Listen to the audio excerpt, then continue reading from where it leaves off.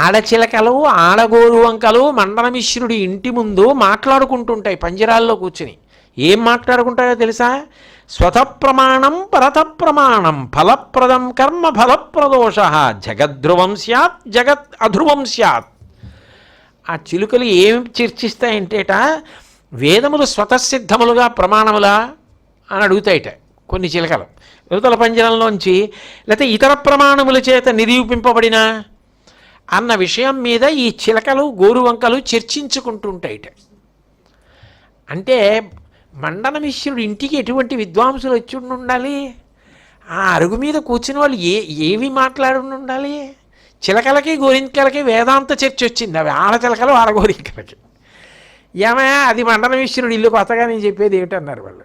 అంటే లోపలున్నవాడు ఎంత విద్వాంసుడో ఎంత కర్మిష్టో చూడండి. ఆయన తండ్రికి తద్దినం పెడుతున్నాడు. తద్దినం పెడుతుంటే భోక్తలుగా ఎవరిని తీసుకొచ్చాడు అంటే వ్యాసుణ్ణి జైమిన్ని తీసుకొచ్చి కూర్చోబెట్టాడు. అంటే మండనమిశ్రుడి యొక్క ప్రభావం ఎంత గొప్పదో చూడండి. ఆయన సాక్షాత్ చతుర్ముఖ బ్రహ్మగారి అంశ. ఎందుకంటే సరస్వతీదేవి ఉభయ భారతిగా వచ్చింది. మళ్ళీ అలా ఎందుకు వచ్చారు, ఏ శాపాల వల్ల వచ్చారు ఏంటి, అదంతా మళ్ళీ పూర్వాంగం బోల్డ్ అంత కథ ఉంటుంది ఆ శంకర విజయాల్లో. అందుకని బ్రహ్మగారు వచ్చారు మండనమిశ్రుడిగా, సరస్వతీదేవి వచ్చింది ఉభయ భారతిగా. శంకరాచార్యులు వారు ఆ ఇంటి దగ్గరికి వెళ్ళారు. వెళ్ళి చూసి నిజంగానే ఆ చిలకలు గోరువంకలు అవి మాట్లాడుకుని తీరి చూసి, ఇక లోపల ఉన్నవాడు ఎంత కర్మిష్టో, ఎంత వేదం అవపోసన పట్టాడో, ఎన్ని సత్కర్మలు చేస్తూ ఉంటాడో, ఆయన్ని తిప్పాలి జ్ఞాన మార్గంలోకి. సరే, ఆయనతోటి చర్చ చేశారు. మండనమిశ్రుడు ఓడిపోయాడు. ఎంత బాధగా ఉంటుంది అలాంటి వాడికి. ఓడిపోయిన వాడు శంకరాచార్యుల వారిని లేచి సాష్టాంగ దండ ప్రణామం చేసి స్తోత్రం చేశాడు. విచిత్రం ఏంటంటే మా ఆయన ఓడిపోయారు మీరు గెలిచారు అనలేదు ఉభయ భారతి. ఆవిడ ఏమందంటే ఓడిపోయిన రోజున 21 రోజులకి ఇలా ఉంది, దండ వాడిపోయింది మండనమిశ్రుడికి. అంతకాలం వాదించాడు శంకరాచార్యుల వారితో. ఆవిడ మండనమిశ్రుడు ఓడిపోయాడని మెడలో దండ వాడిపోయింది, దాన్ని బట్టి గుర్తుపట్టి ఇద్దరూ భిక్షకి రండి అంది. అంతకు ముందు రోజు వరకు ఆయన గృహస్థు కదా, గృహస్థకు భిక్ష ఏమిటి?